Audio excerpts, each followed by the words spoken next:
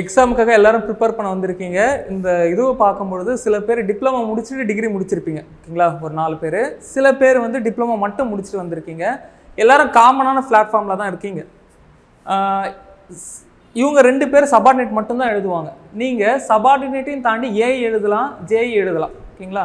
So மற்றவங்களுக்கு bench மார்க்காக AI தான் இருக்கணும் சார் சொன்னது போல். நீங்கள் வந்து என்னென்னா இந்த சபார்டினேட்டை அடித்து தீரணுன்ற ஒரு ஏமோடு வச்சுக்கோங்க. எஸ்எஸ்சி ஜேஇயில் டிப்ளமா குவாலிஃபிகேஷன் இருந்தாலுமே டிகிரியும் கம்பல்சரி வந்து என்ன பண்ணுவாங்க, அட்டன் பண்ணி எழுதுவாங்க. ஆல் ஓவர் இந்தியாவில் காம்படிஷன் ஹெவியாக இருக்கும். அங்கேயும் எவ்வளோ வேக்கன்ட் இருக்குன்னா 600 700 இது போல தான் இருக்கும் சிவிலுக்கு. இங்கேயும் பார்த்தா 500+ வேக்கன்சி இருக்குது. இந்த சபார்டினேட்டை இந்த வாட்டி நீங்கள் 2 பேரும் மிஸ் பண்ணீங்கன்னா ஒரு 10 வருஷம் ஆகும் மொத்தமாக இது போல் ஒரு ஹோல் வேக்கன்சி கிரியேட் ஆக, ஓகேங்களா? அதனால் உங்களுடைய மொத்த ஏமுமே இந்த டைமை எஃபெக்டிவாக யூஸ் பண்ணி நீங்கள் கிளியர் பண்ணணும். இன்கேஸ் நீங்கள் எல்லாம் கிளியர் பண்ணீங்க அப்படின்னா நான் ரெக்வஸ்ட் வைக்கிறது, கிளியர் பண்ணிவிட்டு அந்த ஜாப்பை விட்டு போயிடுங்க. ஏஐ பெஞ்ச் மார்க்காக வச்சு ஏஐ கிடைச்சவொடனே விடுங்க. மொத்த என்ஜினியருமே இதை பண்ணாங்கன்னா மறுபடியும் வேக்கன்ட் கிரியேட் ஆகும். அடுத்த 2 இயர்ஸில் மறுபடியும் உங்களுக்கு வாய்ப்பு கிடைக்கும். எஸ்எஸ்சி ஜேஇயில் போய் இதை சொல்ல முடியாது, ஆல் ஓவர் இந்தியாவில் போய் கத்த முடியாது. ஆனால் இங்கே வந்து என்னென்னா ஒரு உரிமை எடுத்து சொல்லலாம். இதுக்கான அர்த்தம் இதுதான். நீங்கள் ஏஐ போனாலும் கூட அங்கேருந்து ஐஏஎஸ் என்ன ஆகணுமோ அதுக்கான பிளாட்ஃபார்மை வந்து என்ன பண்ணணும், இப்பயே வந்து என்னென்னா ரெடி பண்ணி வச்சுக்கணும். ஆர் குரூப் 1 இது போல் கன்வெர்ட் ஆகிட்டு போயிடணும், ஓகேங்களா? இதுதான் வந்து என்னென்னா ஃபர்ஸ்ட் ஏமாக வந்து என்னென்னா வச்சுக்கணும். சில பேர் வந்து என்னென்னா சஜஸ்ட் பண்ணுறாங்க, ரொம்ப வருஷம் ஆச்சு, நான் படித்தே வந்து என்னென்னா ரொம்ப வருஷம் ஆச்சு, நான் புக்கை தொட்டே ரொம்ப வருஷம் ஆச்சுன்னு சொல்கிறீங்க. அது எல்லாமே வந்து என்னென்னா ஒரு ஒரு இதுவரை நீங்கள் கம்ஃபர்ட்டாக ஃபீல் பண்ணிட்டீங்க. இப்போ வந்து ஒரு புதுசாக ஒரு இனிஷியேட்டிவ் ஆரம்பிக்கும் பொழுது அது ஒரு அன்கம்ஃபர்ட்னஸை தருது. என்னால் முடியுமா முடியாதான்ற ஒரு அன்கம்ஃபர்ட்னஸை தருது. எல்லாருமே சிவில் இன்ஜினியர்ன்றதுனால சிவில் இன்ஜினியரிங்கில் சாதிச்ச ஒரு ஆளை பற்றி பேசிட்டு நமக்குள்ளே போகலாம். சிவகுரு பிரபாகரன் ஐஏஎஸ் கேள்விப்பட்டிருப்பீங்க, ஓகேங்களா? ரீசெண்டாக கூட பார்த்துருப்பீங்க. டாக்டர் பொண்ணை வந்து என்னென்னா மேரேஜ் பண்ணாப்புல. அவர் வந்து பேசிக்காகவே ஒரு சிவில் இன்ஜினியர். ரொம்ப பயங்கரமாக அவரோட ஹிஸ்ட்ரி போய் பாருங்கள். 12th முடிச்சுட்டு 4 வருஷம் படிக்கவே இல்லை, இன்ஜினியரிங் பிஎட் தான் பண்ணார் ஒரு 2 வருஷம். தென் நம்ம எல்லாரும் 22 வயசில் இன்ஜினியரிங் முடிச்சு வெளியே வரப்போகுது. 22 வயசில் ஃபர்ஸ்ட் இயர் போய் ஜாயின் பண்ணிட்டாரு மனுஷன். தென் 4 இயர்ஸ் அங்கே கம்ப்ளீட் ஆகிட்டு ஐஏஎஸ் கிளியர் பண்ணி ஐஏஎஸ் வந்து ஐஏஎஸ் போனார். இந்த கேப் இருக்குல்ல, அந்த கேப்பை வந்து ஒரு பேரியராக பார்க்கும் பொழுதே ஃபர்ஸ்டே வந்து என்னென்னா தோத்துட்டோம். அடுத்ததா ஃபர்ஸ்ட் எடுத்தோன்னே பார்க்கறது எதை பார்த்தாலும் மலைப்பா பார்க்காதீங்க. யார் எது கிளியர் பண்ணாலும் மலைப்பா பார்க்காதீங்க. அது வந்து என்னன்னா அடுத்த ஒரு ஆட்டிடியூடா வேணும். மலைப்பா பார்க்காதீங்க, ஜஸ்ட் லைக் தட்னு பாருங்க. அவங்க ஜஸ்ட் லைக் தட் பார்த்ததுனால தான் அதை கிளியர் பண்ணாங்க. ஐயோ ஏஐ, ஐயோ ஐஏஎஸ் அந்த பேக்கர் நீ என்ன கலெக்டரா, அதெல்லாம் இல்லை, ஓகேவா? இந்த ஒரு ஹேபிட் வந்து என்னன்னா வரணும். இந்த ஹேபிட் மென்டலாக வரணும்னா உங்களுக்கு 2 விஷயம் வந்து என்னன்னா பிரைமரியா தேவைப்படுது. என்னன்னா சிலபஸ், ப்ரீவியஸ் இயர் கொஸ்டின். இதை தவிர உங்களுக்கு பெரிய கார்டு எதுவுமே இல்லை. சிலபஸை ஃபர்ஸ்ட் எப்பவுமே உங்க கையில் இருக்கணும். நான் கரெக்டான ட்ராக்ல தான் போயிட்டு இருக்கேனான்ற அந்த அனாலிசிஸ் அந்த சிலபஸை பார்க்க தான் வரும். சிலபஸை பாருங்க, ப்ரீவியஸ் இயர் கொஸ்டின் பாருங்க, சிலபஸை பாருங்க, ப்ரீவியஸ் இயர் கொஸ்டின் பாருங்க. இதை தவிர வேற எதுவுமே வந்து என்ன மைண்ட்ல வரவே கூடாது. கிளியர் பண்றவங்க எல்லாருமே இதை தான் பண்ணாங்க, ஓகேங்களா? ஃபர்ஸ்ட் எடுத்தவொடனே சிலபஸை பார்க்கலாம், அந்த சிலபஸை எப்படி டேக்கிள் பண்ணணும்னு பார்க்கலாம். தென் இந்த செக்ஷன்ல சாயில் மெக்கானிக்கை மட்டும் அதில் ஒரு டாபிக் எடுத்து நம்ம பார்க்க போறோம், ஓகேங்களா? சிலபஸை நீங்கள் பார்க்கும் பொழுது ஸ்ட்ரக்சர் பேப்பர்னு சொல்லிட்டு ஒரு 4 பேப்பர் இருக்கு, ஓகேங்களா? இந்த 4 பேப்பருமே இம்பார்ட்டன்ட் தான். பட் எந்த சீக்வன்ஸில் படித்தா என்னால் வந்து என்ன பண்ண முடியும், அந்த ஃப்ரீக்வன்சியை கேட்ச் பண்ணி ஆட் பண்ண முடியும்னு இருக்கு. ஃபர்ஸ்ட் எடுத்தோன்னே SOM தான் படிக்கணும். ஒரு மெட்டீரியலுக்கு லோடு கொடுக்கும் பொழுது அந்த மெட்டீரியலோடைய பிஹேவியர் தெரியாமல் ஒரு சிவில் இன்ஜினியர் எங்கேயும் போக முடியாது. அடுத்ததா அந்த மெட்டீரியலுக்கு லோடு கொடுக்கும் பொழுது அது ஸ்டேபிளாக இருக்கா இல்லையான்றது கண்டுபிடிக்கிறது எப்படின்னா ஸ்ட்ரக்சரல் அனாலிசிஸ். தென் இது 2 பேசிக் நாலேஜ் தெரிஞ்ச ஒன்னா தான் நீங்கள் டிசைன் போக முடியும், இல்லைன்னா டிசைன் போக வேண்டாம். இது 2 தேவை. அடுத்ததாக தான் டிசைன் போனோம். அந்த டிசைனில் காமனாக இருக்கக்கூடியது RCC, ரீஇன்ஃபோர்ஸ்மெண்ட் சிமெண்ட் கான்கிரீட். இந்த டிசைன் நீங்கள் படிக்க வேண்டியது இருக்கு. தென் ஸ்டீல், ஓகேங்களா? இந்த 2 டிசைனுமே இம்பார்ட்டன்ட் தான். ரயில்வேன்னு நம்ம எடுத்துக்கிட்டோம் அப்படின்னா ஸ்டீல் டிசைன் தான் நம்ம பண்ண போகிறோம், ரைட்? RCCன்றது காமனாக இருக்கக்கூடிய ஒரு எலமெண்ட், ஓகேங்களா? அப்போ இந்த 2 டிசைனும் அடுத்தடுத்து பார்க்கணும். RCCல அட்வான்ஸாக இருக்கக்கூடிய ப்ரீ ஸ்ட்ரெஸ் கான்கிரீட், அது நீங்கள் அடுத்ததாக பார்க்கணும். இந்த சீக்வன்ஸில் படித்தா மட்டும்தான் ஒரு என்ஜினியராக ஜெயிச்சிடுவீங்க, ஓகேங்களா? ஸோ இந்த சீக்வன்ஸில் தான் என்ன பண்ணணும், இதை நீங்கள் படிக்கணும். படிக்கும் பொழுதே விதைகளில் என்னென்னலாம் பண்ண போகிறோன்றது சார் சொன்னார். இருந்தாலும் ஓகேங்களா, நான் ஒரு ஷார்ட்டாக வந்து என்னென்ன சொல்லிடுறேன். படிக்கும் பொழுதே நீங்கள் காலம் படிப்பீங்க. SOMல ஒரு காலம் டாபிக்ல ஆயிலர் தியரிலாம் படிப்பீங்க. ஆர்சிசில ஒரு காலம், லாங் காலம், ஷார்ட் காலம், யூனிஆக்சியல் பெண்டிங், பைஆக்சியல் பெண்டிங், ஓகேங்களா, ஆக்சியலி லோடட் காலம். ஸோ அதை நீங்க பார்ப்பீங்க. ஸ்டீல்ல ஒரு காலம் பார்ப்பீங்க. இந்த 3 காலத்தையும் டேப்லெட் பண்ணி வச்சுக்கணும். இதுதான் விதைகள்ல உங்களை ஃபைன் டியூன் பண்றதுக்கான ஒரு இது. ஓகேங்களா? ஸோ ஸ்ட்ரக்சர் பார்ட் முடிஞ்சிச்சு. இதெல்லாம் நான் ஸ்ட்ரக்சர்னு சொல்றோம். இதுலயுமே நம்ம பக்காவா பண்ண போறது டிசைனிங் தான். இங்க என்ன பில்டிங் டிசைன் பண்றோம், இங்க என்ன பண்றோம், ஸ்டீல் ஸ்ட்ரக்சரை டிசைன் பண்ண போறோம். இங்க டிரான்ஸ்போர்ட்டேஷன் இன்ஜினியரிங்ல என்ன பண்ண போறோம்னா ரோட டிசைன் பண்ண போறோம். அவ்வளவுதான். நான் ஸ்ட்ரக்சர் நம்ம ஒதுக்குறோம், பட் அங்க நம்மளோட பிரைமரி ஏம் என்ன, டிசைனிங் தான். ஓகேங்களா? இந்த டிரான்ஸ்போர்ட்டேஷன் இன்ஜினியரிங்ல ஃபர்தரா ஒரு 4 கேட்டகரியா பிரியும். ஹைவே இன்ஜினியரிங், தென் டிராஃபிக் இன்ஜினியரிங், ஹார்பர், தென் ஏர்போர்ட், தென் ரயில்வே இன்ஜினியரிங். ஒரு 5 கேட்டகரியா பிரியுது. ஓகேங்களா? இந்த டிரான்ஸ்போர்ட்டேஷன் இன்ஜினியரிங் பொறுத்தவரை ஹைவே இன்ஜினியரிங்ல அதுக்கு தான் வெயிட்டேஜ் அதிகம். தென் டிராஃபிக், தென் ரயில்வே. இது மூணுத்தையும் பார்த்துட்டுனா ரிமைனிங் இருக்கக்கூடிய 2 ரொம்ப ஈஸி. ஓகேங்களா? ப்ரீவியஸ் இயர் கொஸ்டின் அனலைஸ் பண்ணதுல ஹார்பரும் ஏர்போர்ட்டும் நீங்க படிக்கணும்னா ஃபுல்லா புக் வாங்கலாம், படிக்க வேண்டாம். ப்ரீவியஸ் இயர் கொஸ்டின் செட் இருக்குல்ல, டிஎன்பிஎஸ்சி கொஸ்டின் செட், அதுல இருக்கக்கூடிய ஹார்பர் ஏர்போர்ட்டுக்கான கொஸ்டின் மட்டும் பார்த்தா போதும். ஓகேங்களா? இப்போ ஹைவே இன்ஜினியரிங் பத்தி லேசா சொல்லணும்னா ஜாமெட்ரிக்கல் டிசைன் ஒன்று இருக்கு, தென் பேமெண்ட் டிசைன் ஒன்று இருக்கு. அடுத்ததா பார்த்தா பேமெண்ட்டுக்கு யூஸ் ஆகக்கூடிய மெட்டீரியலுக்கான ஸ்ட்ரென்த்தை நான் எப்படி கண்டுபிடிக்கணும். 3 தான், வேற எதுவுமே இல்லை. கன்ஃபியூஸே ஆக வேண்டாம். ஜாமெட்ரிக்கல் டிசைனிங்ல நீ பெரும்பாலும் என்ன படிப்பீங்கன்னா, ஓகே வண்டி போயிட்டே இருக்கு, எதிர்க்கு ஒரு ஆளை பார்க்குறோம், பார்த்தோன்னே நிப்பாட்டணும், நிப்பாட்டுறதுக்கு தேவையான அந்த விசிபிள் டிஸ்டன்ஸ் இருக்கா, ஸ்டாப்பிங் சைட் டிஸ்டன்ஸ். வண்டி போயிட்டே இருக்கு, அவன் ஸ்லோவா போறான், அதை தாண்டி ஓவர்டேக் பண்ணி நான் போகணும். So overtaking side distance. போயிட்டே இருக்கோம், ஒரு கர்வை பார்க்குறோம், கர்வில் போகும்பொழுது என்ன ஆகும், சென்ட்ரிஃபியூகல் ஃபோர்ஸ், அதாவது மைய நோக்கு விசை, மைய விலக்கு விசையை பற்றி நீங்கள் பார்த்துருப்பீங்க. ஓகேங்களா? அந்த இடத்துல நான் கரெக்டாக டிசைன் பண்ணலை அப்படின்னா மையத்தை விட்டு என் வண்டி வெளியே போயிடும். அந்த இடத்துல நான் எப்படி டிசைன் பண்ணணும், சூப்பர் எலிவேஷன், வண்டி என்னுடைய ரோடு வந்து என்னென்னா பக்காவாக இருக்கணும், மழை பெஞ்சா தாங்கணும், கேம்பர் ப்ரொவைட் பண்ணுறது ட்ரைனேஜுக்காக. ஸோ இது எல்லாமே எங்கே படிப்பீங்கன்னா ஜாமெட்ரிக்கல் டிசைனில் படிப்பீங்க. அடுத்ததாக தான் பேமெண்ட் டிசைன். பேமெண்ட் டிசைனில் என்ன பண்ணுவீங்க, ஒரு பிட்டுமினஸ் ரோடு போடணும், எந்த லாவை யூஸ் பண்ணுறேன், மார்ஷல் லா, அவ்வளோதான். கான்கிரீட் ரோடை நான் யூஸ் பண்ணணும், கான்கிரீட் ரோடுக்கு எந்தெந்த லா இருக்குது, இவ்வளோதான், முடிஞ்சிச்சா? அப்போ ஜாமெட்ரிக்கல் டிசைன், பேமெண்ட் டிசைன். அடுத்ததான் இன்னொன்று இருக்குல்ல, பேமெண்ட் டிசைன் பண்ணுறேன், மெட்டீரியல் யூஸ் பண்ணுறேன், பிட்டுமினஸ் யூஸ் பண்ணலாம், இல்லை அக்ரிகேட் யூஸ் பண்ணலாம், ஸ்டீல் யூஸ் பண்ணலாம். அந்தந்த மெட்டீரியலுக்கான டெஸ்ட்டை வந்து என்ன பண்ணேன் இங்கே நான் படிப்பேன். அந்தந்த மெட்டீரியலுக்கான ஸ்ட்ரென்த்தை கண்டுபிடிக்கிறதுக்கு நான் இங்கே வந்து என்னென்னா படிக்க ஆரம்பிப்பேன். ஓகேங்களா? அப்போ இது டிராஃபிக் இன்ஜினியரிங்கில் ஹைவே இன்ஜினியரிங்ன்றது ரொம்ப சின்ன பார்ட். ஓகேங்களா? அடுத்ததாக பாருங்க டிராஃபிக் இன்ஜினியரிங். எனக்கு சம் டேட்டா வேணும், ஒரு நாளைக்கு எத்தனை வெஹிக்கிள் இந்த வழியை வந்து ஃபாலோ பண்ணிட்டு போகுது. ஓகேங்களா? ஃபியூச்சர்ல ஒரு 20 வருஷம் கழிச்சு இந்த ஏரியா எப்படி டெவலப் ஆகும், அதுக்கேற்ற போல இந்த ரோடு வந்து சஃபிஷியண்டா இருக்குமா இருக்காதா, இந்த டேட்டாஸ் எல்லாமே டிராஃபிக் இன்ஜினியரிங்ல தான் படிப்பீங்க. அங்கதான் சிக்னலை பத்தியும் படிப்பீங்க. தென் ரயில்வே இன்ஜினியரிங். நீங்க இங்க ஹைவே இன்ஜினியரிங்ல ரோட்ல இருக்கக்கூடிய ஜாமெட்ரிக்கல் டிசைன்லாம் பாத்தீங்க இல்லையா? ஓகேங்களா? இப்போ சூப்பர் எலிவேஷன் பாக்குறீங்கன்னா அங்க ரயில்வேல கேண்டன் நீங்க பாப்பீங்க. ஓகேங்களா? உங்க யாரையுமே டிப்ளமா லெவல்ல நான் பார்க்கல, உங்க எல்லாருடைய ஏஇ தான். அதுதான் வந்து என்னன்னா சார் சொன்னது. அதுக்கு வந்து என்னன்னா மோல்ட் ஆயிக்குங்க. நீங்க வந்து என்னன்னா மேக்ஸிமம் டஃப்னஸ் வந்து என்னன்னா கொடுக்கணும். சிலபஸை ஒண்ணுமே இல்லைன்னு காட்டிடுறேன். தென் வந்து என்னன்னா உங்களுக்கு ஒரு நம்பிக்கை வரும். ஓகேவா? ஸோ அப்போ டிராஃபிக் இன்ஜினியரிங்ல இருக்கக்கூடிய 3 பார்ட் வந்து என்னன்னா ஈஸியா தெரியுதா இப்ப? தென் ஹார்பரோ ஏர்போர்ட்டோ நீங்க பார்க்கவே வேணான்றேன், ப்ரீவியஸ் இயர் கொஸ்டின் பார்த்துட்டு போனாலே போதுன்ற. ஓகேங்களா? அடுத்ததா இப்போ ஸ்ட்ரக்சர் பார்த்தாச்சு, இதுலேயே டிசைன்ல இந்த ரோடு டிசைனை நம்ம பார்த்தாச்சு. ஓகேங்களா? ரிமைனிங் பார்ட்டை 2 பார்ட்டாக வந்து என்னன்னா ஸ்பிளிட் பண்ணுங்க. இயற்கை வளமா இருக்கக்கூடிய மண்ணு, தண்ணி, இவ்வளவுதான். மண்ணை பத்தி படிக்க போறா, தண்ணியை பத்தி படிக்க போறா, அவ்வளவுதான், வேற எதுவுமே இல்லை. ஓகேங்களா? மண்ணை பத்தி படிக்கும் பொழுது மண்ணுல ஒரு லோடு கொடுக்கும் பொழுது அந்த மண்ணுடைய பிஹேவியர் என்ன, அதுதான் சாயில் மெக்கானிக். தண்ணியை பத்தி படிக்கும் பொழுது தண்ணியில ஒரு லோடு ஆக்ட் ஆகும் பொழுது அதோட பிஹேவியர் என்ன, அதுதான் ஃப்ளூயிட் மெக்கானிக். சிம்பிள், முடிஞ்சிச்சு. ஃப்ளூயிட் ஸ்டாட்டிக்கா இருக்கும் பொழுது என்ன, டைனமிக்கா இருக்கும் பொழுது என்ன, அவ்வளவுதான். Major 2 topic. அதுல என்னென்ன லாலாம் வருது, இவ்வளவுதான். அடுத்ததா இதே ஃப்ளூயிட்ல, ஓகேங்களா, தண்ணியை பத்தி ஃபுல்லா பேசுறோம். இதே ஃப்ளூயிட்ல ஹைட்ராலஜி, இரிகேஷன் 2 பேப்பர் இருக்கு. எலெக்டிவா நீங்களாம் படிச்சிருப்பீங்க. ஓகேங்களா? அந்த 2 பேப்பர் பத்தி சிம்பிளா சொல்லணும்னா ஹைட்ராலஜிக்கல் சைக்கிள் இருக்குல்ல, நீராவியா மாறுது, மாறி குளிர்விச்சு மழையா தருது. ஓகேங்களா? இந்த ஹைட்ராலஜிக்கல் சைக்கிள் இருக்கக்கூடிய ஒவ்வொரு பெராமீட்டரையும் டீட்டெயிலா படிப்போம். அதான் ஹைட்ராலஜி. ஓகேங்களா? பிரெசிபிடேஷன்னா என்ன, பிரெசிபிடேஷன் எப்படி மெஷர் பண்றது, ரெயின் கேஜ் எவ்வளவு தேவைப்படும், எவாபரேஷன்னா என்ன, டிரான்ஸ்பிரேஷன்னா என்ன, ரன் ஆஃப்னா என்ன, மழை பெஞ்சு ஓடுறது. ஓகேங்களா? எவாபரேஷன்னா என்ன, அப்படியே நீராவியா மாறுது.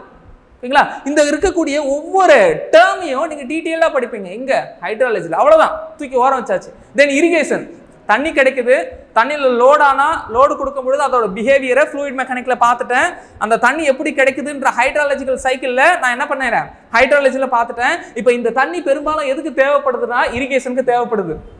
அந்த இரிகேஷனுக்கு இந்த தண்ணியை நான் எப்படி எஃபிஷியன்ஸியாக யூஸ் பண்ண போகிறேன், அதுதான் இரிகேஷன் இன்ஜினியரிங்ல பார்க்க போகிறேன். ஓகேங்களா? எப்படி கெனாலை டிசைன் பண்ணணும், அந்த வாட்டர் நான் எடுத்துட்டேன்னா இரிகேஷனுக்கு யூஸ் பண்ணுற அளவு எந்தெந்த பேராமீட்டர்லாம் அதில் இருக்கணும், உப்பு அதிகமாக இருக்கணுமா உப்பு கம்மியாக இருக்கணுமா, கலர் எப்படி இருக்கணும், இதெல்லாம் இரிகேஷன் பாயிண்ட் ஆஃப் வியூவில் நான் பார்ப்பேன். ஓகேங்களா? எந்தெந்த பயிருக்கு எவ்வளோ தண்ணி தேவைப்படுது, இவ்வளோதான். அப்போ தண்ணியை பற்றி பார்த்ததுல ஒரு மேஜர் பார்ட் முடிஞ்சிச்சு. லோட் அப்ளை பண்ணா எப்படி பிஹேவ் ஆகுது, ஹைட்ராலஜிக்கல் சைக்கிள் எப்படி இருக்கு, தென் இரிகேஷனுக்கு நான் யூஸ் பண்ணும் பொழுது நான் எப்படிலாம் பிளான் பண்ணி நான் யூஸ் பண்ணணும். தென் அடுத்த பார்ட் தண்ணியை பேஸ் பண்ணி தான் இரிகேஷன் முடிஞ்சிச்சு. ட்ரிங்கிங் பர்பஸ்க்கு ஆத்து தண்ணி எடுக்கிறோம், எடுத்துட்டு டெஸ்ட் பண்றோம். நம்ம உடம்புக்கு சிலது தேவைப்படுது, சிலது தேவைப்படாததுன்னு இருக்கு. ஓகேங்களா? நம்ம உடம்புக்கு தேவையானது அந்த தண்ணியில் இருக்கா இல்லையா, ஆட் பண்ணு. தேவையில்லாதது நிறைய இருக்கா, ரிமூவ் பண்ணிடு. தேவையில்லாத எல்லாத்தையும் ரிமூவ் பண்ணணும். இதை எங்க பண்ணணும், வாட்டர் ட்ரீட்மெண்ட் பிளான்ட். ஓகேங்களா? அதை தான் என்விரான்மெண்டல் இன்ஜினியரிங் 1ல வந்து என்னன்னா நீங்க பார்ப்பீங்க. தென் எல்லாத்தையும் யூஸ் பண்ணிட்டு அந்த வாட்டர்லாம் எங்க போகுது, சீவேஜா போகுதா, யூஸ் பண்ணக்கூடிய தண்ணி எல்லாமே என்ன போகுது, சீவேஜா போகுதுல. அந்த சீவேஜையும் நம்ம அட் எண்டில் வந்து எங்க விடுறோம்னா ஆத்துல விடுவோம். ஆறு வந்து என்ன பண்ணுது, கடலுக்கு போகுது. தண்ணி எடுக்கிறதும் ஆறுல இருந்து தான் எடுக்கிறோம், விடுறதும் ஆத்துல தான் போய் விடுறோம்.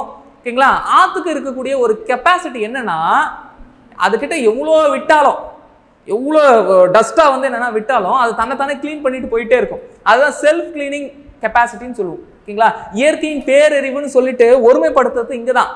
அந்த வாட்டர் ஃப்ளோ ஆக மேலே இருக்கக்கூடிய ஆக்சிஜன் கண்டென்ட் எல்லாத்தையும் எடுத்துக்கிட்டு தான் கிட்ட இருக்கக்கூடிய அத்தனை ஆர்கானிக் கண்டென்ட்டையும் என்ன பண்ணுது, செரிக்குது. ஓகேங்களா? அந்த ஆக்சிஜன் கண்டென்ட் யாருக்கு தேவைப்படுது, உள்ள இருக்கக்கூடிய பாக்டீரியாவுக்கு தேவைப்படுது. கங்கா வந்து ஓவராக மாசாக கூடாது. ஓகேங்களா? அப்ப ஆறு வந்து என்னன்னா தன்னுடைய செல்ஃப் கிளீனிங் கெப்பாசிட்டியால தன்னை கிளீன் பண்ணிக்கோன்னு எனக்கு தெரியும். அதுக்காக லோட அப்படி அடிக்க முடியாது. ஓகேங்களா? அப்ப நான் என்ன பண்ணணும், எல்லா சீவேஜையும் கலெக்ட் பண்ணி அதுல இருக்கக்கூடிய கெட்ட இன்கிரீடியன்ட் எல்லாத்தையும் பர்மிசபிள் லிமிட்டுக்கு நான் கொண்டுட்டு வரணும். இதையும் ஐஎஸ் கோட் சஜஸ்ட் பண்றாங்க. அப்ப பர்மிசபிள் லிமிட்டுக்கு நான் கொண்டுட்டு வந்து மறுபடியும் நான் ஆத்துல விட்டாதான் அது உடனே என்ன பண்ணுது, தன்னுடைய செல்ஃப் கிளீனிங் கெப்பாசிட்டி காரணமா தன்னைத்தானே பியூரிஃபை பண்ணி கடல்ல போய் சேரும். அப்ப இந்த ரெண்டாவது பார்ட் இருக்கு இல்லையா, நான் ட்ரீட் பண்ணி விடுறேன். அந்த ட்ரீட் பண்ணி விடக்கூடிய ரெண்டாவது பார்ட் தான் என்விரான்மெண்டல் இன்ஜினியரிங் 2ல நீங்க படிப்பீங்க. புரிஞ்சிச்சா? தண்ணின்னு எடுத்தாலே எத்தனை சப்ஜெக்ட் வருது, fluid mechanic, hydrology, irrigation, environmental engineering 1 and 2. தென் அடுத்ததாக இருக்கக்கூடிய சின்ன ஒரு லெசன் என்னன்னா ஏர் பொல்யூஷன், நாய்ஸ் பொல்யூஷன். காற்று எப்படிலாம் பொல்யூட் பண்ண போறோம், நாய்ஸ் சத்தம் மூலியமா எப்படிலாம் பொல்யூட் ஆக போகுதுன்றதை நம்ம பார்க்குறோம். ஓகேங்களா? அதோட என்விரான்மெண்டல் இன்ஜினியரிங் ஓவர். இப்போ மொத்த சிலபஸுமே எப்படி இருக்கு, ரொம்ப சிம்பிளா வந்து என்ன பண்ணியாச்சு, சிம்பிளிஃபை பண்ணியாச்சு. ஓகேங்களா? அடுத்ததா இருக்கக்கூடியது சிம்பிளா இருக்கக்கூடிய சர்வே. நீங்க என்ன பண்ணாலும் சரி, ஆர்சிசி டிசைன் பண்ணாலும் சரி, ஸ்டீல் பண்ணாலும் சரி, என்விரான்மெண்டல் இன்ஜினியரிங் 1ல வாட்டர் ட்ரீட்மெண்ட் பிளான் கட்டினாலும் சரி, என்விரான்மெண்டல் இன்ஜினியரிங் 2ல சீவேஜ் ட்ரீட்மெண்ட் பிளான் கட்டினாலும் சரி, நான் ஃபண்டமெண்டலா நான் சர்வே பண்ணி ஆகணும். ஓகேங்களா? அந்த சர்வே பண்றது ஒவ்வொரு இன்ஸ்ட்ருமெண்ட்டுக்கு ஏற்ற போல மாறும். பிளேன் டேபிள் யூஸ் பண்ணா பிளேன் டேபிள் சர்வேன்னு சொல்லுவோம், தியோடலைட் யூஸ் பண்ணா தியோடலைட்னு சொல்லுவோம், டாக்கியோமெட்ரிக் யூஸ் பண்ணா டாக்கியோமெட்ரிக் சொல்லுவோம். ரைட்? ஓகேங்களா? இந்த ஒவ்வொரு இன்ஸ்ட்ருமெண்ட்டை பேஸ் பண்ணி ஒரு 5ல இருந்து 6 டாபிக் நீங்க சர்வேல படிச்சு முடிச்சிருவீங்க. ரொம்ப ஈஸி, ஒரு 2 நாள் போதும். ஓகேங்களா? அப்ப இந்த சர்வேன்றது என்ன, எல்லாத்துக்குமே ஃபண்டமெண்டல். அதை நீங்க தனி சப்ஜெக்டா கன்சிடர் பண்ணணும்னு அவசியம் இல்லை. அடுத்ததா இருக்கக்கூடியது பில்டிங் மெட்டீரியல். பில்டிங் மெட்டீரியல்ன்றது என்ன, வீடு கட்ட போறோம், வீடு கட்டுறதுக்கு எது இதெல்லாம் தேவைப்படுது, சீவேஜ் ட்ரீட்மெண்ட் பிளான் கட்ட போறோம், எது இதெல்லாம் தேவைப்படுது, அந்தந்த மெட்டீரியலுக்குள்ள என்னென்னலாம் இருக்கு, என்னென்ன இன்கிரீடியன்ட்லாம் இருக்கு. ஓகேங்களா? அந்த மெட்டீரியல் இருக்கக்கூடிய இன்கிரீடியன்ட் தப்பா போச்சு, ப்ரொபோசல் தப்பா போச்சுன்னா அந்த மெட்டீரியலால கரெக்டான இன்ஜினியரிங் ப்ராப்பர்ட்டி கொடுக்க முடியுமா, டென்சைல் ஃபோர்ஸ் அப்ளை பண்ணா அது தாங்குமா, கம்ப்ரசிவ் ஃபோர்ஸ் அப்ளை பண்ணா தாங்குமா, இது எல்லாத்தையுமே நீங்க எங்க பாப்பீங்க, பில்டிங் மெட்டீரியல்ல பார்த்து முடிப்பீங்க. ப்ராஜெக்ட் ஸ்டார்ட் ஆயாச்சு, வீடு கட்டுறேன், சீவேஜ் ட்ரீட்மெண்ட் பிளான் கட்டுறேன், ஏதோ ஒன்று பண்றேன், ஸ்டார்ட் ஆயாச்சு, எனக்கு கரெக்டான டைம்க்குள்ள அந்த ப்ராஜெக்ட் முடியணும். அதை தான் நீங்க எங்க பார்ப்பீங்க, ப்ராஜெக்ட் மேனேஜ்மெண்ட்ல பார்ப்பீங்க. அப்போ மொத்த சிவில் எங்க இருக்கு, இங்கே தான் இருக்கு. ஓகேங்களா? அப்போ சிவில் மேலே இருக்கக்கூடிய அந்த பிரம்மாண்டம், வியப்பு இதெல்லாம் போச்சா, ஒவ்வொரு சப்ஜெக்ட் மேலே இருக்கக்கூடிய வியப்பு எல்லாமே போச்சா, ஒவ்வொரு சப்ஜெக்டையும் தான் நீங்கள் டீட்டெயில்டாக பார்க்க போறீங்க. ஓகேங்களா? அப்போ சப்ஜெக்ட்னு எடுத்தா என்ன பண்ண போறீங்க, ஸ்ட்ரக்சர், அடுத்தது தண்ணி, மண், ஃபண்டமெண்டலாக இருக்கக்கூடிய சர்வே, நான் எதை வச்சு வீடு கட்ட போகிறேனோ அந்த இருக்கக்கூடிய பில்டிங் மெட்டீரியலுக்கான ப்ராப்பர்ட்டி, அவ்வளோதான், முடிஞ்சிச்சு. ஓகேங்களா? ஸோ இப்போ நம்ம இங்கே பார்க்கக்கூடியது என்னன்னா, சாயிலில் இருக்கக்கூடிய ஒரே ஒரு ப்ராப்பர்ட்டியை மட்டும் எடுத்து நம்ம பார்க்க போகிறோம். ஆனால் அந்த ப்ராப்பர்ட்டியை பற்றி டீட்டெயில்டாக பார்க்கறது வந்து என்னென்னா டைம் இல்லை. ஓகேங்களா? அந்த ப்ராப்பர்ட்டி கற்றுக்கணும்னா சில ஃபண்டமெண்டல் தேவை, அதை பார்த்தலாம். சாயிலில் உங்கள் சிலபஸ் எடுத்து பார்த்தீங்க அப்படின்னா 3 phase சிஸ்டம், இது ஃபர்ஸ்ட் கொடுத்துருப்பான். தென் அடுத்தடுத்து grain size distribution system, IS classification. ஓகேங்களா? இப்படியே கொடுத்துட்டே வந்து ஃபைனலாக சிஎஸ் ஸ்ட்ரென்த்னு கொடுத்துருப்பான். சிஎஸ் ஸ்ட்ரென்த்னு கொடுத்துருப்பான். இந்த சிஎஸ் ஸ்ட்ரென்த் பற்றி தான் நம்ம பார்க்க போகிறோம். இந்த சாயில் சிலபஸில் சில டாபிக் இல்லை, சில டாபிக் இல்லவே இல்லை. என்னென்னலாம் இல்லைன்னா, சே எக்ஸாம்பிள் காம்பாக்ஷன் கொடுத்துருப்பான் சிலபஸில், கன்சாலிடேஷன்ஸ் கொடுத்துருக்க மாட்டான். Effective stress, total stress, core water ப்ரெஷரை பற்றி பேசியிருக்க மாட்டான். ரீட்டைனிங் வாலை பற்றி பேசியிருக்க மாட்டான் ஃபவுண்டேஷன்ஸில். ஓகேங்களா? இது எதுவுமே பேசியிருக்க மாட்டான். ஆனால் இப்போ நீங்கள் சிஎஸ் ஸ்ட்ரென்த் படிக்கணும்னா உங்களுக்கு கன்சாலிடேஷன் தெரியாமல் இதை படிக்க முடியாது. புரியுதா? இப்போ அப்போ ப்ரிப்பரேஷன் எப்படி இருக்கணும்னா, ஏஐ லெவலில் இருக்கக்கூடிய சிலபஸ் எல்லாத்தையும் படிக்கணும். பட் கொஸ்டினுக்கு நீங்கள் வந்து ப்ராக்டிஸ் பண்ணுறீங்களே, அந்த ப்ராக்டிஸ் செட்டப்பை கன்சாலிடேஷன்ஸில் இருக்கக்கூடிய கொஸ்டின் ப்ராக்டிஸ் பண்ண வேண்டாம். எதுக்கு? சபார்டினேட். இதுதான் அதுக்கான அர்த்தம். ஓகேங்களா? நீங்கள் உங்கள் 2 பேருக்கு கன்சாலிடேஷனா என்னன்னு ஓரளவு சொல்லிடுவேன், சொல்லிட்டு சிஎஸ் ஸ்ட்ரென்த்துக்கு நான் போயிடுவேன். ஓகேங்களா? மற்றவங்க எல்லாரும் இப்போ இந்த எக்ஸாம் எழுதுறதுக்கு முன்னாடி நீங்கள் கன்சாலிடேஷன் பற்றி நீங்கள் வந்து கன்சிடர் பண்ண வேண்டாம். நீங்கள் ஸ்ட்ரெயிட்டாக என்ன பண்ணலாம், சிஎஸ் ஸ்ட்ரென்த்துக்கான ப்ராக்டிஸ் செட்டை வந்து என்ன பண்ணலாம், எடுத்து அப்ளை பண்ணி பார்க்கலாம். பட் கன்சாலிடேஷன்ற பார்ட் இல்லாமல் சிஎஸ் ஸ்ட்ரென்த் கம்ப்ளீட் ஆகாது, அதை புரிஞ்சுக்கணும். ஓகேங்களா? இந்த பார்ட் இல்லைன்னா இந்த பார்ட் மோசமாக அடிப்படும். ஓகேவா? புரிதல் லெவலில் ஒரு இன்ஜினியராக தோற்று போயிடுவீங்க. ஓகேங்களா? சரி, இப்போ ஃபண்டமெண்டல் பார்ப்போம், 3 phase சிஸ்டம் பார்ப்போம், கன்சாலிடேஷன்னா என்னன்றத உங்கள் 2 பேருக்காக வந்து லைட்டாக சொல்லிடுறேன். தென் சிஎஸ் ஸ்ட்ரென்த் பார்த்தீங்கன்னா பேசிக் ஃபண்டமெண்டலாக நம்ம பார்த்துலாம். ஓகேங்களா?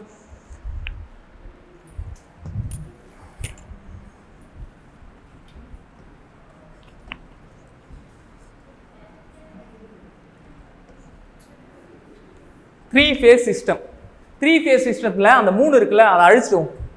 அங்கே இருக்கக்கூடிய ரிமைனிங் வார்த்தை என்ன? Face system. அப்படின்னா என்ன? எது வேணாலும் சொல்லலாம், தப்பே இல்லை. ஆனால் பேசணும். அப்போ தான் நீங்கள் என்ன புரிஞ்சிருக்கீங்கன்றது மற்றவங்களுக்கு தெரியும். எக்ஸாம் ஹாலில் இல்லை அவன் தப்பாக சொன்னான், அதை வச்சாவது ஞாபகம் வரும். பேசுங்க.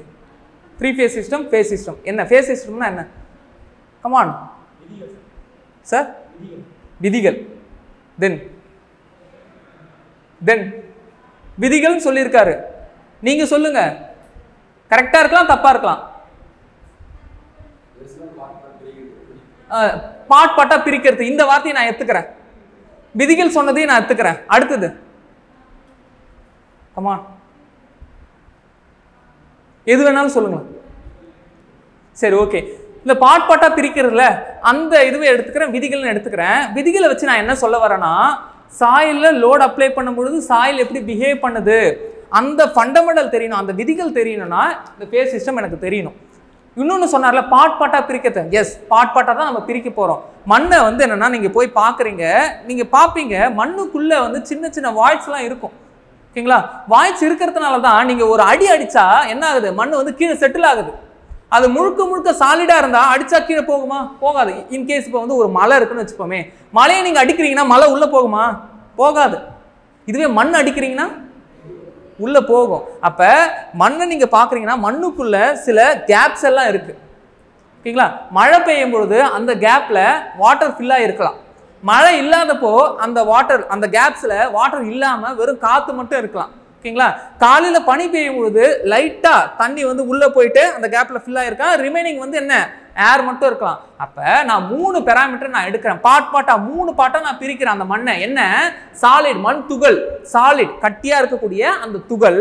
அடுத்தது அங்கே இருக்கக்கூடிய வாய்ட்ஸு, அந்த வாய்ட்ஸையே வந்து 2ஆக பிரிக்கிறேன். அங்கே தண்ணியும் இருக்கலாம், காற்றும் இருக்கலாம். அப்போ உள்ளே இருக்கக்கூடிய மண்ணை 3 பாட்டாக பிரிக்கிறேன், சாலிட், மண் துகள், காத்து, தண்ணி. இதுதான் 3 phase சிஸ்டம். அதை நான் எப்படி பண்றேன்னா, என்னுடைய புரிதலுக்காக 3த்தையும் செப்பரேட் பண்றேன். கீழே இருக்கக்கூடியது solid, am I right? Solid மண் துகள் கட்டியா இருக்கக்கூடிய அந்த பார்ட்டிகல். மேல இருக்கக்கூடியது வாய்ட்ஸ் வெற்றிடம். அதுல தண்ணியும் இருக்கலாம் காத்தும் இருக்கலாம். வாட்டர், அதுல கொஞ்சம் வாட்டர் இருக்கலாம், ரிமைனிங் ஏர் இருக்கலாம். அப்ப 3 பகுதியா பிரிஞ்சாச்சா? இதுதான் 3 phase சிஸ்டம். விட்டுருங்க. ஏஐ கிளியர் பண்ணிட்டு இன்டர்வியூக்கு போறீங்க, கேட்குறாங்க உலகத்திலேயே 3 phase சிஸ்டம் மட்டும்தான் இருக்கா மண்ணுல? வேற எது போல சிஸ்டத்தை வந்து கிளாஸிஃபை பண்ணலாம் கேட்குறாங்க. 4 phase சிஸ்டம் இருக்குமா, 2 phase சிஸ்டம் இருக்குமான்னு கேட்குறாங்க. நீங்க யோசிச்சு சொல்லுங்க, இந்த பாட்டை 4 phase சிஸ்டமா கன்வெர்ட் பண்ணலாமா பண்ண முடியாதா? ஃபண்டமெண்டல் தான் போறோம். சியர் ஸ்ட்ரென்த் போகிறதுக்கு இன்னும் நிறைய டைம் இருக்கு. ஃபண்டமெண்டல் தான். சொல்லுங்க, இந்த பாட்டை 4 phase சிஸ்டமா மாற்ற முடியுமா முடியாதா? முடியாது. பேசுறது புரியுதா உங்களுக்கு? புரியுதா? இந்த பாட்டு அந்த மண்ணுக்குள்ள எக்ஸ்ட்ராவா இன்னொரு பொருள் வருமா வராதா? அந்த அந்த கேப் இருக்குல்ல, அந்த வாய்ட்ஸ் இருக்குல்ல, சரிங்களா? மண் துகள்மா, மண் துகள்குள்ள இருக்கக்கூடிய இந்த கேப்ஸ்ல நான் என்ன சொல்றேன், தண்ணியும் இருக்கு காத்தும் இருக்குன்னு சொல்றேன். நான் அடுத்ததா கேட்கிறேன், இதுல எக்ஸ்ட்ராவா ஒரு பொருள் வருமா வராதான்னு கேட்கிறேன். 4 phase சிஸ்டமா இது மாறுமா மாறாதா? மாறும். எப்ப? சம் பொருள் வந்து வைக்கும் பொழுது மாறும். ரைட். தானா வருமா இல்ல நம்ம போய் வைக்கணுமா? நம்மளா கிரியேட் பண்றது. ரைட். அடுத்தது நீங்க எது வேணாலும் பேசலாம். கமான், எது வேணாலும் பேசலாம். அப்பதான் நீங்க என்ன யோசிக்கிறீங்கன்றது எனக்கு தெரியும், என்ன சிந்திக்கிறீங்கன்றது எனக்கு தெரியும். பெட்டரா சிந்திக்கலாம் எல்லாரை விட.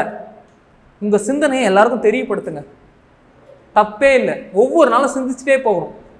சிந்திங்க, என்னவா மாறலாம்? ஆர்டிஃபிஷியலா ஏதோ ஒரு பொருளை வச்சா இது 4 phase சிஸ்டமா மாறும்னு சார் சொல்றாரு. ஓகேங்களா? இப்போ நான் என்ன சொல்றேன், இது 4 phase சிஸ்டமா மாறும். ஆர்டிஃபிஷியலாலாம் இல்லை, நேச்சுரலாகவே நான் பார்க்குறேன். சில நேரங்களில் என்னுடைய நாடு போல் கிட்ட இருக்கு, துருவங்களுக்கு இருக்கு. அப்போ வந்து அங்கே இருக்கக்கூடிய வாட்டர் எல்லாம் என்னவா மாறும்? ஐஸ் கட்டியா மாறும். ஐஸ் கட்டியா மாறும். ரைட்டுங்களா? அப்போ இங்க இருக்கக்கூடிய வாட்டர்ல சம் பார்ட் வந்து என்ன ஆகும்னா ஐஸ் கட்டியா சின்ன சின்னதாக மாறி இருக்கும், ரிமைனிங் பார்ட் வாட்டராகவே இருக்கும். அப்போ வாட்டருமே என்னவா ஸ்பிளிட் ஆகலாம்? ஐஸாகவும் ஸ்பிளிட் ஆகலாம், வாட்டராகவும் ஸ்பிளிட் ஆகலாம். இதான் 4 phase சிஸ்டம். இது இன்டர்வியூல கேட்ட கொஸ்டின். ரைட்? ஓகேங்களா? இது போல இருக்கக்கூடிய இந்த ஃபண்டமெண்டல் நீங்க பார்க்கணும். அப்ப கொஸ்டினா என்ன கேட்டிருக்கானா 3 phase சிஸ்டம் தான் கேட்டிருக்கான். சபார்டினேட்க்கு ஏஐக்கு ஃபேஸ் சிஸ்டம் கேட்பான். ஓகேங்களா? ஏஐக்கு ஃபேஸ் சிஸ்டம், சபார்டினேட்டுக்கு 3 phase சிஸ்டம். அப்ப 3 phase சிஸ்டம் மட்டும் பார்க்கலாம், ஃபேஸ் சிஸ்டத்தை பத்தி நம்ம கிளாஸ்ல பார்க்கலாம். ஓகேங்களா? இப்ப இந்த 3 phase சிஸ்டம் எடுத்துக்கிட்டேன். ஓகேங்களா? இப்ப அடுத்த கொஸ்டின், இதை இப்படியே ஹோல்டு பண்ணுங்க. ஒரு பொருள் எப்படிலாம் ஃபெயிலியர் ஆகுதுன்னு சார் சொன்னார். ஒவ்வொரு பொருளையும் எப்படி எப்படிலாம் என்னால் லோடு கொடுக்க முடியும்னு சார் சொன்னார். டென்சைல் ஃபோர்ஸ், கம்ப்ரசிவ் ஃபோர்ஸ், தென் டஸ்ட்டுங்க லோடு அப்ளை ஆகும் பொழுது பெண்ட் ஆகும், பெண்டிங் கம்ப்ரஷன், பெண்டிங் டென்சைல், எல்லாமே பார்த்தீங்க இல்லையா? இப்போ அப்படியே மண்ணுக்கு வாங்க. மண்ணில் எது போல லோட்லாம் ஆக்ட் ஆகும், மண் எப்போ ஃபெயிலியர் ஆகும்? சிந்திங்க. நம்ம பார்த்தது ஹோமோஜினியஸ் மெட்டீரியல். அப்போ இப்போ நான் என்ன கேட்குறேன், மண்ணை பற்றி பேசுகிறேன். மண் எந்தெந்த நேரத்தில் ஃபெயிலியர் ஆகலாம்? லூஸ் ஆயிலாக இருந்தால் ஃபெயிலியர் ஆகலாம். Right, correct. தென் லூஸ் ஆயிலாக இருந்தால் ஃபெயிலியர் ஆகலாம். எப்படி? அடுத்தது யாரெல்லாம் சைட் இன்ஜினியராக இருந்து வந்தீங்க? Site engineer. இப்போ நம்ம ரோடு கட்ட போகிறோம் சார். இப்போ நம்ம ரோடு போடும் பொழுது ஃபர்ஸ்ட் ப்ராசஸாக என்ன பண்ணுவோம்? சர்வே விட்டுரும். அடுத்ததா இந்த ஸ்டார்ட் பண்ணக்கூடிய சாயில் டெஸ்ட் பண்ணுவோம். ஓகே, அதோட கெப்பாசிட்டியை கண்டுபிடிக்கிறதுக்கு ஓகே எனக்கு டெஸ்ட் பண்ணாச்சு. இப்போ அதை நான் வந்து இம்ப்ரூவ்மெண்ட் பண்ணணும். அந்த கெப்பாசிட்டி நான் வந்து என்ன பண்ணணும்? இன்க்ரீஸ் பண்ணணும். லோடை கொடுத்தா தாங்கக்கூடிய கெப்பாசிட்டியை இன்க்ரீஸ் பண்ணணும். அதுக்கு ஃபர்ஸ்ட் ப்ராசஸ் என்ன பண்ணணும்? அதை கண்டுபிடிக்கிறோம். என்ன பண்ணணும்? எக்ஸ்பிரேட் பண்ணிட்டு அடுத்தது கமான் அடுத்தது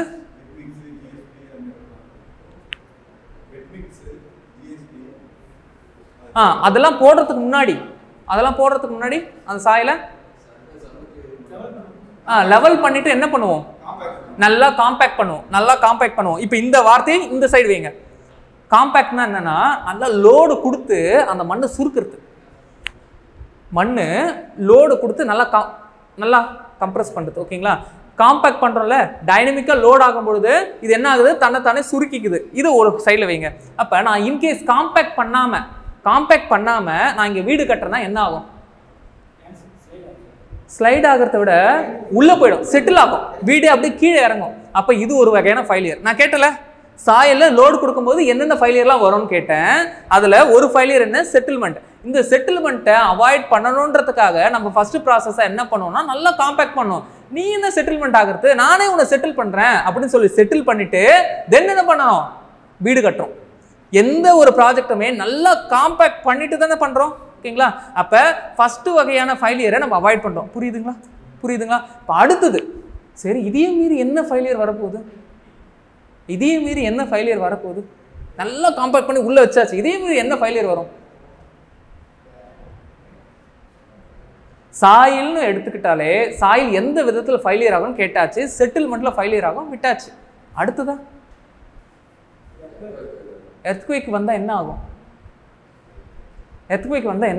உங்களிருந்து வர எப்படி ஆகும்? புரியல. பிளேட்ஸ் எல்லாம் மூவ் பண்ணும்போது என்ன ஆகும்? அப்படியே சாயில் வந்து ஸ்லைடா மாறுமா, ஸ்லைட் ஆகி அப்படி அப்படியே உடையுமா? அப்ப ஒரு மெட்டீரியல் சாலிட், ஓகே, மொத்த சாயிலுமே வச்சுக்கிறோம்.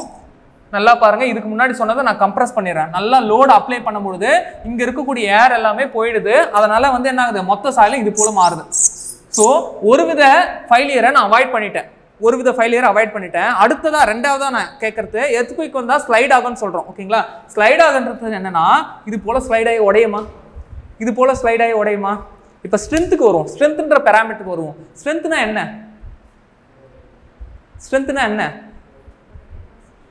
கெப்பாசிட்டி என்ன? தாங்கும் திறன். அப்ப இது போல ஸ்லைட் ஆகுதுன்னா இந்த ஸ்லைடை ரெசிஸ்ட் பண்ணக்கூடிய ஸ்ட்ரென்த் தான் வந்து என்ன, சியர் ஸ்ட்ரென்த். இந்த ஸ்லைடு என்னன்னு சொல்றோம், சியர் ஸ்ட்ரெஸ்ன்னு சொல்றோம். ஓகேங்களா? சொன்னாங்க இல்லையா, சர்ஃபேஸும் வந்து என்ன ஆகுது, ஸ்லைட் ஆகுது. அதுதான் வந்து என்ன, சியர் ஸ்ட்ரெஸ்ன்னு சொல்றோம். இந்த சியர் ஸ்ட்ரெஸ்ஸை தாங்கக்கூடிய அந்த ஸ்ட்ரென்த் தான் சியர் ஸ்ட்ரென்த்னு சொல்றோம். இந்த சியர் ஸ்ட்ரென்த்தை பத்தி தான் நம்ம இப்போ படிக்க போறோம். எவ்வளோ இம்பார்ட்டன்ட், ஓகேவா? ஆனா ஃபண்டமெண்டல் இல்லாம சியர் ஸ்ட்ரென்த்தை போக முடியாது. ஓகேவா? இப்போ அடுத்தது இன்னும் ஒரு சிலதை பார்க்கலாம். காம்பேக்ஷன் மூலியமா நல்ல லோடு கொடுக்கறது மூலியமா இங்க இருக்கக்கூடிய ஏர் எல்லாத்தையும் ரிமூவ் பண்ணியாச்சு. யூடியூப்ல கன்சாலிடேஷன் வீடியோ இருக்குல்ல, பாத்தீங்களா? யாரெல்லாம் பாத்தீங்க? முழுசா 5 பார்ட் 4 பார்ட் இருக்கும். பேசிக், சம் பேசிக். ஏன்னா கன்சாலிடேஷன் பார்க்காம சியர் ஸ்ட்ரென்த் போக முடியாது.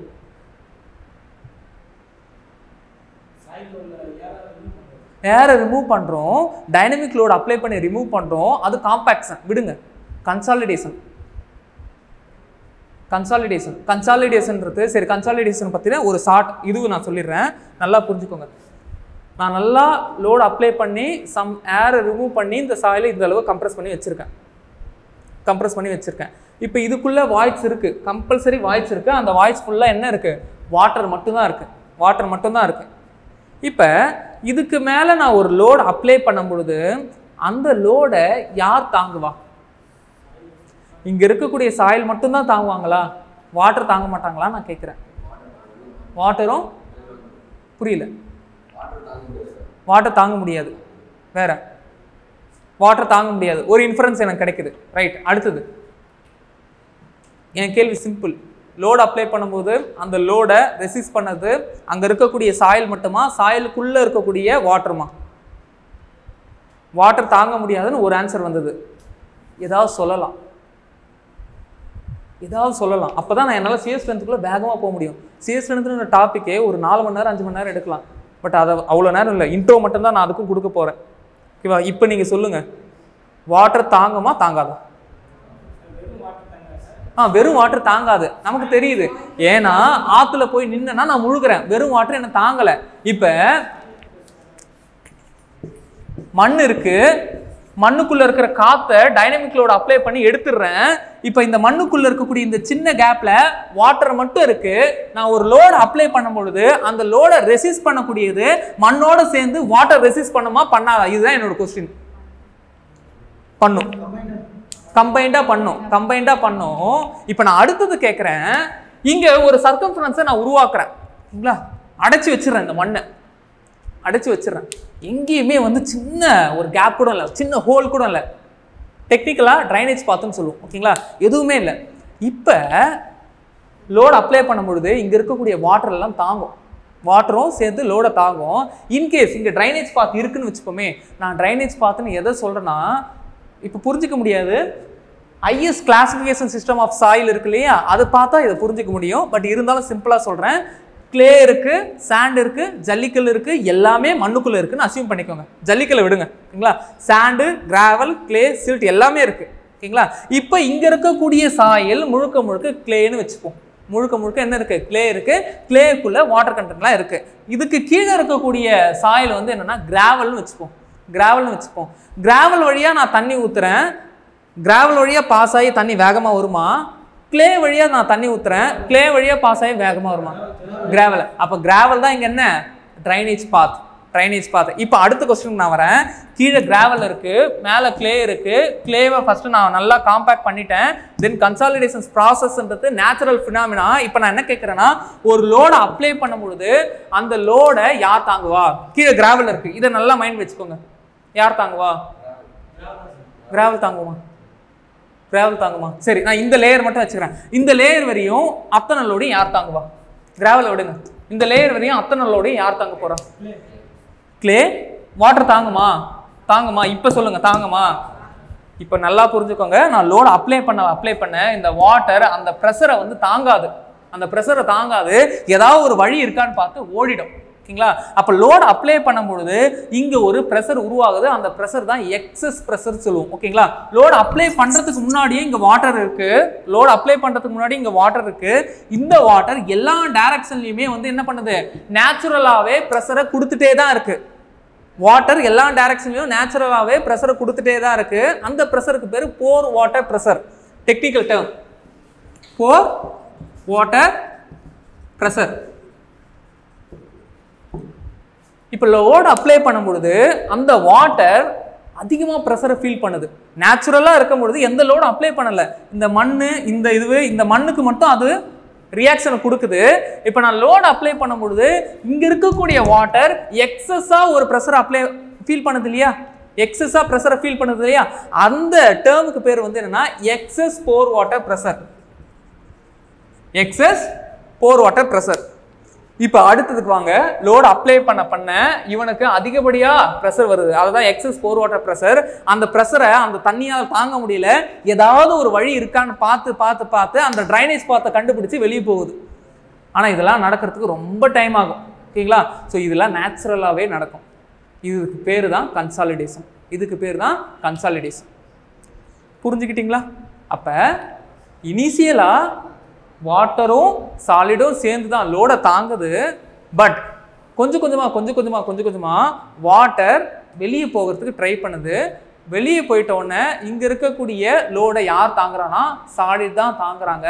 அப்பவுமே நம்மளால அறுதிட்டு சொல்ல முடியாது, கன்ஃபார்மாக சொல்ல முடியாது அங்கே வாட்டர் இல்லவே இல்லையான்னு கேட்டால் அப்படிலாம் இல்லை, ஓகேங்களா? அங்கேயும் சின்னதாக வாட்டர் ஒட்டிகிட்டு இருக்கும், ஓகேங்களா? அங்கேயும் சின்னதாக ஒரு வாட்டர் ஒட்டிகிட்டு இருக்கும். அவன் லோடு தாங்குறான். இப்போ இங்கே வரும் சாயலுக்கான கெப்பாசிட்டி கண்டுபிடிக்கிறோம் இல்லையா? சாயலுக்கான கெப்பாசிட்டியை கண்டுபிடிக்கும் பொழுது உள்ளுக்குள்ளே இருக்கக்கூடிய தண்ணியை நம்பலாமா நம்பக்கூடாது?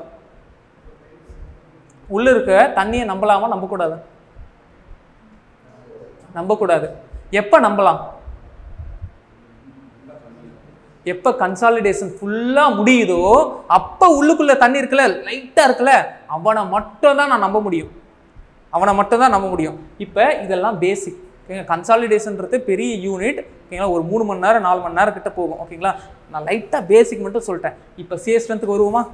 ஓகேங்களா? பேசிக் என்னென்னலாம் பார்த்தோன்றதை நான் ரீகால் பண்ணுறேன். போர் வாட்டர் ப்ரெஷர், எக்ஸஸ் போர் வாட்டர் ப்ரெஷர், 3 phase சிஸ்டம், காம்பேக்ஷன்னா என்ன, கன்சாலிடேஷன்னா என்ன, ஒரு ஃபெயிலியர் என்ன, செட்டில்மெண்ட், அதை அவாய்ட் பண்ணணும் தான் முன்னாடியே நான் என்ன பண்ணுறேன், நல்லா காம்பேக்ட் பண்ணுறேன். இப்போ இன்னொரு ஃபெயிலியர் இருக்குது, அந்த ஃபெயிலியர் தான் சியரு. அந்த சியரை அவாய்ட் பண்ணணும்னா அந்த சாயலுக்குன்னு ஒரு ஸ்ட்ரென்த் இருக்கும். அந்த ஸ்ட்ரென்த்தை பற்றி தான் நம்ம இப்போ பார்க்க போகிறோம். புரியுதா? எந்த இடத்துல புரியலையோ நிப்பாட்டி கேள்வி கேளுங்க, ஓகேங்களா? இப்போ பாருங்க.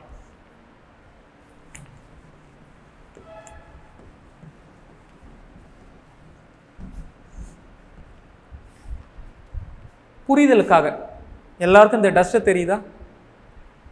ஒரு சர்ஃபேஸுக்கும் இன்னொரு சர்ஃபேஸுக்கும் இடையில ஸ்லைட் ஆகுதுன்னா ஃபெயிலியர் ஆகுது. சியர் ஃபெயிலியர் அக்கர் ஆகுது. சியர் ஃபெயிலியரை அக்கராக விடாமல் தடுக்கணும்னா இவனுக்கும் ஒரு பாண்டிங் இருக்கணும். அந்த பாண்டு தான் ஸ்ட்ரென்த், அதுதான் சியர் ஸ்ட்ரென்த். ஓகேவா? இந்த சியர் ஸ்ட்ரென்த்தை பற்றி ஃபஸ்ட்டு படிக்கணும்னா 1700 அந்த காலகட்டத்தில் மோர்ன்ற ஒருத்தவர் இருந்தார். அவர் ஒரு சஜஷன் சொல்லிட்டு போயிட்டார். எந்தளவு அங்கே சியர் ஸ்ட்ரென்த் இருக்குன்னா அந்த ஒரு பொருள் மேலே அப்ளை ஆகக்கூடிய நார்மல் ஸ்ட்ரென்த்தை பேஸ் பண்ணி மட்டும்தான் அந்த பொருளுக்கான சியர் ஸ்ட்ரென்த் இருக்குது. இவனை டிபெண்ட் பண்ணி தான் இவன் இருக்கான். இதை எப்படி புரிஞ்சுக்கணும்னா நார்மல் லோடு இது, இந்த நார்மல் லோடை ரெசிஸ்ட் பண்ணக்கூடிய கெப்பாசிட்டி தான் நார்மல் ஸ்ட்ரென்த். நான் இனிஷியலாக எந்த லோடும் அப்ளை பண்ணலை, என்னால் ஈஸியாக தள்ள முடியும். தள்ள முடியுதுன்னா இவன் சியர் ஸ்ட்ரென்த் வந்து என்ன கம்மியாக இருக்குன்னு அர்த்தம், ஸ்ட்ரென்த் கம்மியாக இருக்குன்னு அர்த்தம். இப்போ நான் என்ன பண்ணுறேன், மேலே கேட்குதா, மேலே ஒரு 5 கிலோ வெயிட் வைக்கிறேன், 5 கிலோ வெயிட் வைக்கிறேன். இப்போ என்னால் ஈஸியாக தள்ள முடியுமா? தள்ள முடியாது. தள்ள முடியலன்னா ரீசன் என்ன? ஸ்ட்ரென்த் அதிகமாக இருக்குது, சியர் ஸ்ட்ரென்த் அதிகமாக இருக்குது அப்படின்னு சொல்லிட்டு போயிட்டார். யார்? மோர். அடுத்ததாக கூலுன்ற ஒரு ஆள் வராரு. 1777 76 77 இந்த காலகட்டத்தில் அவர் வராரு. நீ சொன்னதை நான் ஏற்றுக்கிறேன், ஆனால் நீ சில ஃபேக்டரை வந்து என்னென்னா சொல்லாமல் போயிட்ட, இது அபத்தம். ஓகேவா? இது அபத்தம், நான் இப்போ வந்து ஃபைன் டியூன் பண்ணுறேன்னு சொல்லிட்டு வராரு. நீ நார்மலாக இருக்கக்கூடிய கெப்பாசிட்டியை மட்டும்தான் பேசியிருக்க, அதை வச்சு தான் இதை பேசியிருக்க, இந்த ஸ்ட்ரென்த்துக்கு பேசியிருக்க. இங்கே அடுத்ததான் என்னன்னா, இங்கே இருக்கக்கூடிய சர்ஃபேஸ்க்கும் இங்கே இருக்கக்கூடிய சர்ஃபேஸ்க்கும் இடையில ஒரு பாண்டிங் இருக்குல்ல, அந்த பாண்டிங்கை பற்றி ஏன் பேசலை? அங்கே பாண்டிங்கை பற்றி நீ ஏன் பேசலை அப்படின்னு கேட்குறாரு. ஓகேங்களா? அப்படி கேட்டுட்டு அவர் ஒரு சஜஸ்ட் பண்ணுறாரு. மண் நிறைய வகை இருக்குது, அந்த மண்ணில் ஃபர்ஸ்ட் எடுத்தோன்னா 5 மண்ணுன்னு பற்றி பேசுகிறேன். 5னா என்னன்னு நான் சொல்லிடுறேன். 5ன்றது வந்து என்னன்னா ஆங்கிள் ஆஃப் இன்டர்னல் ஃப்ரிக்ஷன். மண் துகள் இருக்குல்ல, சாண்ட் இருக்குல்ல, கிராவல் இருக்குல்ல, எடுத்தோன்னா உதிரி உதிரியாக வருதுல்ல, அது எல்லாத்தையும் நம்ம காம்பேக்ட் பண்ணும் பொழுது ஒன்று என்ன ஆகும், ஒட்டிக்குதுன்னு நான் சொல்ல மாட்டேன், ஒன்று கிரிப்பாக பிடிச்சிக்குதுன்னு சொல்லுவேன். இந்த பிடிச்சி இருக்கு இல்லையா, இது எதனால் பிடிச்சிக்குது? ரெண்டுத்துக்கும் இடையில ஒரு ஃப்ரிக்ஷன் இருக்குது. ஓகேங்களா? குக்கி மாதிரி. அது எப்போ ஆகும்? லோடு கொடுக்கும்போது தானே ஆகும். ஓகேங்களா? அப்போ இது எந்தளவு வந்து ஸ்ட்ராங்காக பிடிச்சிக்குது அதை ரெப்ரசன்ட் பண்ணுறது தான் 5, ஆங்கிள் ஆஃப் இன்டர்னல் ஃப்ரிக்ஷன். அப்போ சாண்டுன்னு எடுத்தால் என்னன்னு சொல்லணும்? 5 சாயில்னு சொல்லணும். கிராவல்னு எடுத்தால் என்னன்னு சொல்லணும்? 5 சாயில்னு சொல்லணும். ஓகேங்களா? அப்போ இங்கே மேலே ஒரு விதமான சாயில் இருக்குது. ஓகேங்களா? கிராவல் இருக்கலாம், கீழே ஒரு விதமான சாயில் இருக்குது, கிராவல் சாண்ட். ஓகேங்களா? எந்த பிளேனும் ஃபெயிலியர் ஆகலை அப்படின்னா என்ன? நல்லா பிடிச்சிக்குது. ஓகேங்களா? அதுக்கு ரீசன் என்ன? மேலே ஒரு லோடு அப்ளை பண்ணுறதுனால நல்லா பிடிச்சிக்குது. அப்போ இவர் ஃபைன் டியூன் பண்ணுறாரு, நீ இது சொன்னது தப்பு, சிக்மா n tan phi இவனை பொறுத்து தான் இந்த சியர் ஸ்ட்ரென்த் இருக்கு. எந்த பிளேன்லையும் ஃபெயிலியர் ஆகலை, எந்த பிளேன்லையும் ஃபெயிலியர் ஆகலை. அடுத்தது அவர் சொல்றாரு, இதோட என்னால் நிப்பாட்ட முடியல. சாண்டை பற்றி நான் பேசிட்டேன், கிளேவை பற்றி பேசணும்ல, களிமண்ணை பற்றி பேசணும்ல. சாண்டுன்றது மணல், களிமண்றது கிளே. ஓகேங்களா? களிமண்ணை பற்றி பேசணும். களிமண்ணில் இது போல் ஆங்கிள்லாம் இல்லை, அந்த சர்ஃபேஸ் இன்னொரு சர்ஃபேஸோட ஒட்டிக்குது, அவ்வளோதான். ஓகேங்களா? அப்போ இந்த ஒரு ஃபோர்ஸை பற்றி நம்ம சொல்லணும்னா இங்கிலீஷில் கொஹசிவ் ஃபோர்ஸ்ன்னு சொல்லுவோம். கொஹசிவ் ஃபோர்ஸ்னால் என்னன்னா, ரெண்டுமே ஒரே வகையான மெட்டீரியல், இதுவும் களிமண் ரெண்டுமே அழகாக ஒட்டிக்குதுன்னா கொஹசிவ் ஃபோர்ஸ். ஓரங்கட்டுங்க. அடசிவ் ஃபோர்ஸ்னால் என்னன்னா, ஃபெவிகால்லாம் நீங்கள் எடுத்து பார்க்குறீங்கன்னா அங்கே அடசிவ்னு போட்டிருக்கோம். ஓகேங்களா? வேற 2 சர்ஃபேஸையும் ஒட்டக்கூடியது தான் வந்து என்ன? Adhesive force. அப்போ கிளேவை நம்ம பார்க்குறோம்னா, கிளே எல்லாமே ஒன்று சேர்ந்து ஒட்டி இருக்கு, என்னால் பிள்ளையார் செய்ய முடியுதுன்னா அங்கே என்ன இருக்கு? கொஹசிவ் ஃபோர்ஸ் இருக்கு. இப்போ எப்போ கேட்டாலும் நல்லா சொல்லணும். 5 சாயில்னா சாண்ட் சாயில், சி சாயில்னா கொஹசிவ்க்கு first letter C. So C சாயில்னா கிளே, சி சாயில்னா கிளே. ஓகேங்களா? C means clay, 5 means sand. கிளேவை பற்றி பேசவே இல்லையே, கிளேக்குள்ள இருக்கக்கூடிய ஃபோர்ஸை பற்றி பேசலையே. இந்த ஃபோர்ஸ் அதிகமாக இருந்தால் தானங்க அவங்கள பிரிக்க முடியாது, சியர் சர்ஃபேஸ் ஆகாது அப்படின்னு சொல்லிட்டு இதில் இன்னும் ஃபைன் டியூன் பண்ணிட்டு என்ன சொல்கிறாருன்னா, இந்த சியர் ஸ்ட்ரென்த்துக்கு சியும் தான் காரணம். ஓகேங்களா? அப்படின்னு சொல்லிட்டு போயிட்டார். இப்போ இன்னொரு சாண்டை பற்றி நான் சொல்லிடுறேன், இன்னொரு வகையான சாயிலை பற்றி சொல்கிறேன். சில சாயிலில் சி ஆஸ் வெல் அஸ் 5 ரெண்டுமே சேர்ந்துருக்கும், அவாய்ட் பண்ணவே முடியாது. அந்த சாயிலுக்கு பெஸ்ட் எக்ஸாம்பிள் சில்ட்டுன்னு சொல்லுவோம். இப்போ புரியலனா ஒன்றும் பிரச்சனை இல்லை, ஐஎஸ் கிளாசிஃபிகேஷன் சிஸ்டம் பார்க்கும்பொழுது நல்லா புரியும். ஓகேங்களா? அப்போ சில்ட்டுனா C5 சாயில், கிளேனா சி சாயில், கிராவல் சாண்ட்னா 5 சாயில். ஓகேங்களா? இப்போ நல்லா பாருங்க, இந்த ஈக்குவேஷன் அப்படியே இருக்கட்டும். இது யார் சொன்னா? கூலும் சொல்றாரு. ஆனா அவர் ஃபண்டமெண்டலா இருக்கிற இதை வந்து ரிஜெக்ட் பண்ணல, இது கம்பல்சரி வேணும். ஓகேங்களா? ஃபைன் டியூன் பண்றாரு. இப்போ இந்த ஈக்குவேஷனுக்கு பேரு மோர் கூலும் ஈக்குவேஷன் சொல்றோம். புரியுதா?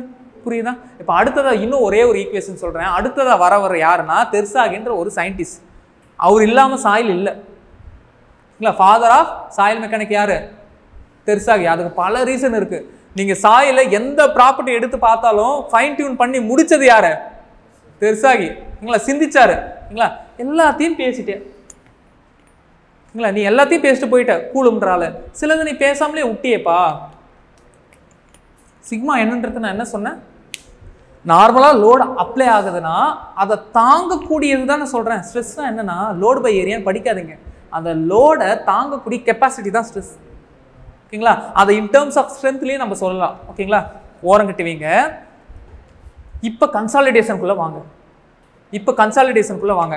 கன்சாலிடேஷன்ல நான் என்ன சொன்னேன்னா, ஃபர்ஸ்ட் ஒரு லோட் ஆக்ட் ஆகும் பொழுது அங்க இருக்கக்கூடிய சாயில் ஆஸ் வெல் அஸ் அங்க இருக்கக்கூடிய வாட்டர் ரெண்டுமே தான் சேர்ந்து தாங்கும். காலம் ஆக ஆக ஆக இங்க இருக்கக்கூடிய வாட்டர் கீழே இருக்கக்கூடிய ட்ரைனேஜ் பாத் வழியா வெளியே போகும், வடிகால் வழியா வெளியே போகும். ஓகேங்களா? அப்ப ஸ்டார்டிங்ல இருக்கக்கூடிய வாட்டரை நம்மளால நம்ப முடியாது, அவனும் சேர்ந்து தான் தாங்குறான், நம்ப முடியாது. பட் எண்டில் இருக்கக்கூடிய அந்த சின்ன வாட்டரை வேணா நம்பலாம்.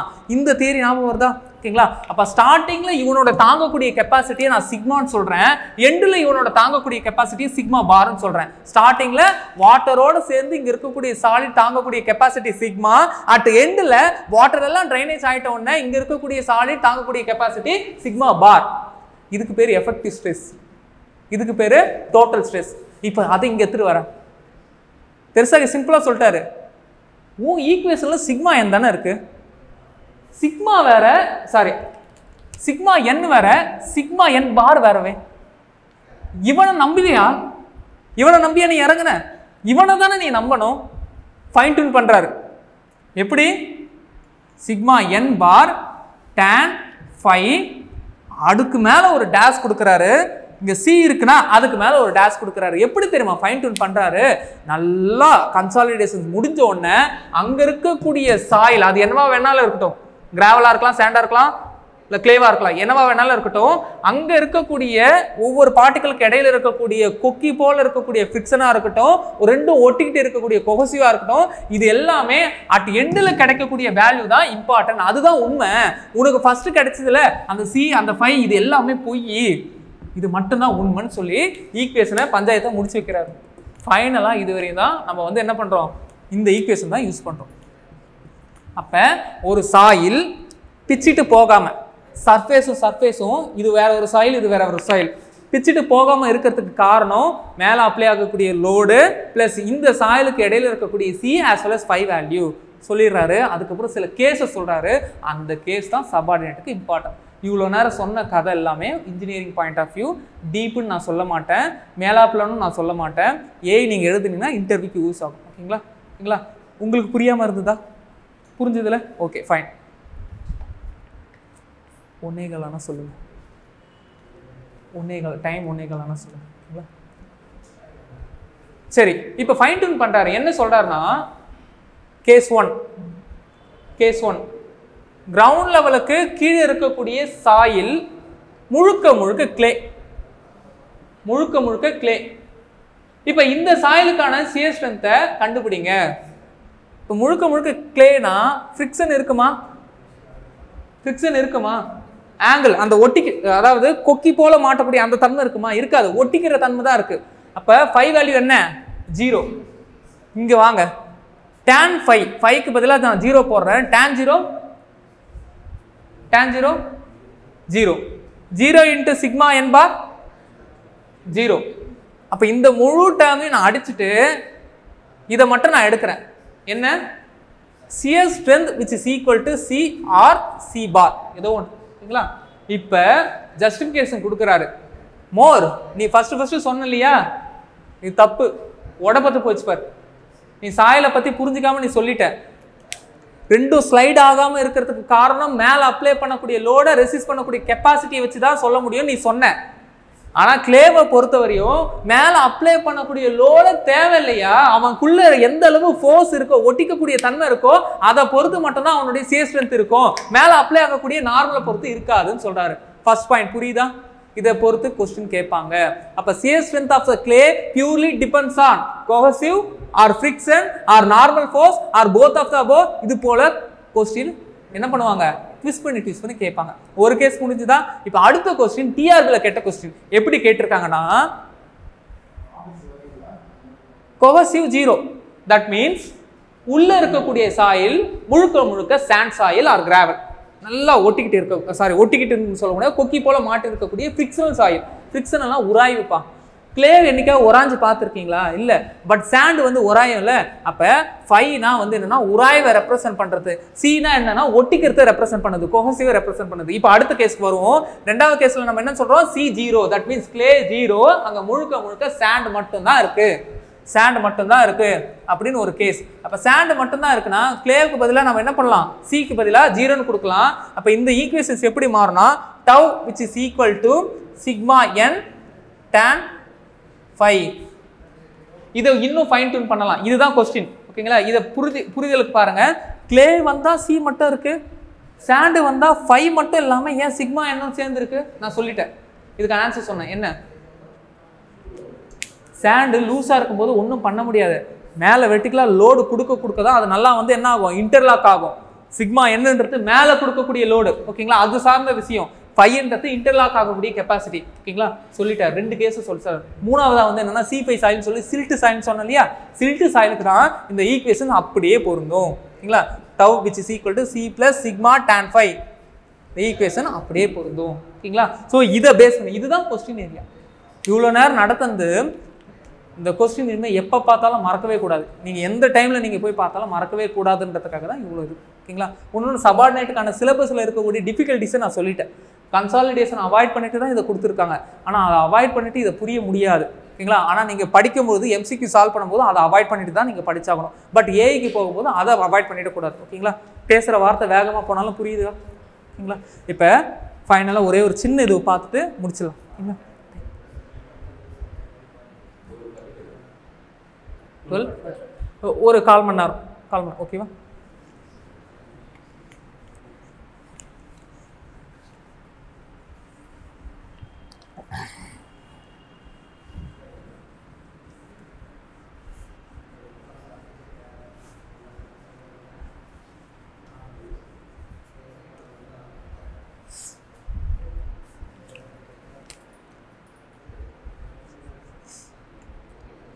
இது x ஆக்சிஸ், இது y ஆக்சிஸ். ஃபர்ஸ்ட் மோர் சொன்னார் இல்லையா? என்ன சொன்னாரு? சியர் ஸ்ட்ரென்த்ன்றது எதை பொறுத்து இருக்குன்னு சொல்றாரு, ஃபங்க்ஷன் ஆஃப் சிக்மா n. இனிமே நீங்க எந்த கிராஃபை பார்த்தாலும் x ஆக்சிஸை பாருங்க, x ஆக்சிஸை பொறுத்து தான் y ஆக்சிஸ் இருக்க போகுது. இதை மட்டும் புரிஞ்சுக்கோங்க. x ஆக்சிஸ்ன்றது இண்டிபெண்டன்ட், யாருக்கும் அடங்காதவன். ஆனா y ஆக்சிஸ்ன்றது இவனை பொறுத்து தான் இருக்கு, இவனுக்கு அடங்கி போறவன். புரியுதா? ஓகேங்களா? Independent dependent. ஓகேங்களா? இப்போ இண்டிபெண்டன்ட், இவன் தான் இண்டிபெண்டன்ட், சிக்மா n நான் மட்டும் கொடுத்துட்டே இருப்பேன். ஆனால் இவனை பொறுத்து தான் யாரு இந்த சியர் ஸ்ட்ரென்த்தே மாறுது. ஓகேங்களா? இதை பேசிக்காக வச்சுட்டாரு. ஃபைனலாக பார்த்த ஃபார்முலா என்ன? C plus sigma tan phi. இதை ரெப்ரசன்ட் பண்ணியாச்சு. இவங்க ரெண்டு பேரும் எப்படி ரெப்ரசன்ட் பண்றது இந்த கிராஃப்ல? இதை நான் சொல்லிட்டேன்.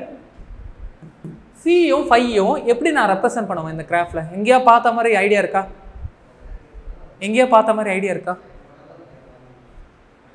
பாருங்க. இந்த டோட்டல் சியர் ஸ்ட்ரென்த்துக்கு யார் யாரெல்லாம் காரணம்? C, phi, sigma. சியை நான் ரெப்ரசன்ட் பண்ணுறது தனியாலாம் ரெப்ரசன்ட் பண்ணலை. இங்கே ஒரு சர்டன் வேல்யூ வரை சி இருக்குன்னு அசியூம் பண்ணிக்கிறேன். ஓகேங்களா? சியை டேரெக்டாகவே இங்கே வந்து என்ன பண்ணுறேன். ஓகேங்களா? சியை கண்டுபிடிக்கிறதுக்கு நிறைய டெஸ்ட் இருக்குது, அதை பின்னாடி பார்ப்போம். தென் சிக்மா இன்க்ரீஸ் ஆக ஸ்ட்ரென்த் இன்க்ரீஸ் ஆகுமா? நான் கொடுக்க அவங்க எல்லாருமே என்ன ஆகுது, ஒட்டிக்கிட்டு போயிட்டே இருக்காங்க. தட் மீன்ஸ் லாக் ஆகிட்டு போயிட்டே இருக்காங்க. அப்போ ஒரு சிக்மா 1 வேல்யூக்கு ஒரு tau 1, சிக்மா 2 இன்க்ரீஸ் ஆக டவ் இன்க்ரீஸ் ஆகுதா? தட் மீன்ஸ் இது 1ன்னு வச்சுக்கோ. இந்த 1க்கு இந்த வேல்யூ டவ் 1. இதை நான் ஃபர்தராக நான் இன்க்ரீஸ் பண்ணுறேன். இன்க்ரீஸ் பண்ண என்ன இன்க்ரீஸ் ஆகும்? இதுவும் இன்க்ரீஸ் ஆகுதா? அப்போ இந்த இடம், இந்த பாயிண்ட். ஸோ இது போல் நான் பாயிண்ட் போடும்பொழுது லீனியராக வேரி ஆகும். லீனியராக வேரி ஆகும். லீனியராக வேரி ஆகும். இதை யார் ஃபைனலாக சொல்கிறாங்கன்னா தெர்சாகியும் கூலுமும் ஒத்துக்கிறாங்க. ஓகேங்களா? மோர் சொன்னப்போ என்ன ஆச்சுன்னா இது லீனியராக வேரி ஆகாது, பேரபோலிக்காக வேரி ஆகும்னு சொன்னார். இது ஒரு சின்ன கதை, அதை விட்டுருங்க. ஓகேங்களா? இப்போ லீனியராக வேரி ஆகும். இப்போ பாருங்க, அப்போ இதுவரையும் இருக்கக்கூடியது எனக்கான சிஎஸ் ஸ்ட்ரென்த். இதுவரையும் புரிஞ்சுதா? இந்த டோட்டல் இதுவும் என்ன என் சாயிலுக்கான சிஎஸ் ஸ்ட்ரென்த். அதை ரெப்ரசென்ட் பண்ணுறது என்னன்னா இங்கே இருக்கக்கூடிய சி வேல்யூ, இங்கே இருக்கக்கூடிய சி வேல்யூ, இந்த ஹைட் எனக்கு தெரியணுமா, இந்த ஸ்ட்ரென்த் எனக்கு தெரியணுமா, இந்த ஹைட்டை நான் எப்படி கால்குலேட் பண்ணேன், இந்த ஹைட்டை நான் எப்படி கால்குலேட் பண்ணேன்? அதுக்கு முன்னாடி சிலர் நான் சொல்லிடுறேன். இங்கே இருக்கக்கூடிய வேல்யூ தான் 5 வேல்யூ, இந்த வேல்யூ தான் 5 வேல்யூ. இந்த வேல்யூ என்ன 5 வேல்யூ. இங்கே இருக்கக்கூடியது சிக்மா என். தட் மீன்ஸ் இந்த லென்த் வந்து என்ன சிக்மா என். அப்போ இந்த ட்ரையாங்கிளை கன்சிடர் பண்ணுங்க. 5 சிக்மா என். இந்த ஹைட் எனக்கு வேணும். tan θ நான் கண்டுபிடிக்க போகிறேன். That means tan 5 which is equal to tan என்னமா எதிர்பக்கம் பை அடுத்துள்ள பக்கம், ஆப்போசிட் பை அட்ஜசன்ட். ஆப்போசிட் தெரியாது, அதுதான் எனக்கு வேணும். ஓகேவா? அதுதான் எனக்கு வேணும். ஸோ எக்ஸ் நான் வச்சுக்கிறேன். அடுத்துள்ள பக்கம் தட் மீன்ஸ் அட்ஜசன்ட் என்ன, இது எதிர்பக்கம், இது அடுத்துள்ள பக்கம், இது கர்ணம் தமிழ்ல. ஓகேவா? இந்த வேல்யூ என்ன? ஓகேவா? சிக்மா என். எனக்கு தேவையானது என்ன? இந்த ஹைட் தானே. இந்த ஹைட்டை நான் எக்ஸ் நான் ரெப்ரசென்ட் பண்றேன்ல, எக்ஸை நான் இங்க வச்சுட்டு இதை நான் இங்க எடுத்துட்டு வரேன். ஸோ சிக்மா என் tan 5. அப்ப இங்க என்ன சிக்மா என் tan 5. அப்ப டோட்டல் கூட்டுங்க, சி பிளஸ் சிக்மா என் tan 5. இதுதான் அந்த சாயிலுக்கான சிஎஸ் ஸ்ட்ரென்த். கிராஃபிக்கலா ரெப்ரசென்ட் பண்ணியாச்சு. ஓகேங்களா? இந்த லைனுக்கு பேர் என்னன்னு கேட்பாங்க. இந்த லைனுக்கு பேரு ஸ்ட்ரென்த் என்வலப்னு சொல்லுவோம். Strength envelope. இந்த லைன் யாரை ரெப்ரசென்ட் பண்றானா அங்க இருக்கக்கூடிய சாயிலுக்கான ஸ்ட்ரென்த்தை வந்து என்ன பண்றாங்க, ரெப்ரசென்ட் பண்றாங்க. நம்மளுடைய பிரைமரி எய்ம் என்னன்னா எப்படி சி கண்டுபிடிக்கணும், எப்படி 5 கண்டுபிடிக்கணும், எப்படி டவ் கண்டுபிடிக்கணும், இதுக்கு என்னென்ன டெஸ்ட்லாம் யூஸ் ஆகுதுன்றத கொஸ்டின் கேட்டுட்டே இருப்பாங்க. யூஸ் ஆகக்கூடிய டெஸ்ட் வந்து என்னன்னா நான் மேலப்பில் சொல்லிடுறேன். அதை பற்றி இப்போ நான் டீட்டெயில் பண்ண விரும்பல. எல்லாருக்கும் பசிக்கும். ரைட்டா? பசிக்குதா? பசியே போயிடுச்சா? ஓகேவா? 4 டெஸ்ட். எப்பவுமே நீங்கள் ஃபியூச்சரில் படிக்க போகிறீங்கன்னா டெஸ்ட்டுக்குன்னு தனியாக ஒரு நோட் போடணும். அது ஆர்சிசியாக இருக்கலாம், ஸ்டீலாக இருக்கலாம், அனாலிசிஸாக இருக்கலாம், பில்டிங் மெட்டீரியல் இருக்கக்கூடிய மெட்டீரியல் டெஸ்ட்டாக இருக்கலாம், என்னவா வேணாலும் இருக்கலாம். ஒரு காலம் டெஸ்ட்டுக்கான நேம், இன்னொன்று டெஸ்ட்டுக்கு யூஸ் பண்ணக்கூடிய ஸ்பெசிஃபிகேஷன், என்னென்ன மெட்டீரியல்லாம் நம்ம யூஸ் பண்ணமோ அதோடைய ஸ்பெசிஃபிகேஷன், இன்னொன்று அந்த டெஸ்ட்டு கண்டக்ட் பண்ணக்கூடிய பர்பஸ், இன்னொன்று ரிமார்க். ஓகேங்களா? ரிமார்க்கில் நீங்கள் வந்து என்ன பண்ணணும், அந்த டெஸ்ட்டுக்கான advantage as well as disadvantage ரெண்டுத்தையும் நீங்கள் எழுதணும். ஓகேங்களா? அடுத்ததா இந்த டெஸ்ட்டுக்கான டிஸ்அட்வான்டேஜை ரெக்டிஃபை பண்ணுறதுக்கு, அதோடைய குறைக்கிறதுக்கு இன்னொரு டெஸ்ட்டை பின்னாடி கண்டுபிடிச்சிருப்பான். அந்த டெஸ்ட் என்னன்னு எழுதணும். ஓகேங்களா?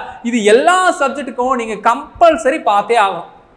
எல்லா சப்ஜெக்ட்டுக்கும் கம்பல்சரி என்ன பண்ணணும், பார்த்தே ஆகணும். இப்போ மறுபடியும் வாங்க, இந்த சிஎஸ் ஸ்ட்ரென்த்தை கண்டுபிடிக்கிறதுக்கு மொத்தமாகவே ஒரு 4 டெஸ்ட் இருக்கு. ஓகேங்களா? ஒரு டெஸ்ட் என்னன்னா டைரக்ட் சிஎஸ் டெஸ்ட். அது வந்து என்னன்னா பாக்ஸ் சிஎஸ் டெஸ்ட்னு சொல்லுவோம். ஓகேங்களா? பாக்ஸ் டெஸ்ட்னு சொல்லுவோம். அடுத்த டெஸ்ட் என்னன்னா ட்ரையாக்சியல் டெஸ்ட்னு சொல்லுவோம். ட்ரையாக்சியல்ல 3 கேஸ் இருக்கு, அதை நம்ம அப்புறமா பார்ப்போம். அடுத்ததா என்னன்னா அன்கன்சாலிடேட்டட் டெஸ்ட்னு சொல்லுவோம். ஓகேங்களா? அடுத்ததா இருக்கக்கூடியது, ஓகேங்களா, சாரி, மூணாவதா இருக்கக்கூடியது அன்கன்ஃபைன்ட் கம்ப்ரஷன் டெஸ்ட்னு சொல்லுவோம். ஓகேங்களா? நாலாவது இருக்கக்கூடிய டெஸ்ட் வேவன்சியர் டெஸ்ட்னு சொல்லுவோம். ஓகேங்களா? அப்போ இந்த சிஎஸ் ஸ்ட்ரென்த்ல இருந்து கம்பல்சரி அடிச்சு வச்சுக்கோங்க, ஒரு கொஸ்டின் கம்பல்சரி வரும், 1ல இருந்து 2 வரும். ஓகேங்களா? அந்த கொஸ்டின் எங்க இருந்து வரும்னா இவ்வளோ நேரம் பார்த்துருக்கக்கூடிய இந்த ஃபார்முலாவில இருந்து வரும். ஓகேங்களா? தென் அந்த டெஸ்ட்ல இருந்து வரும்.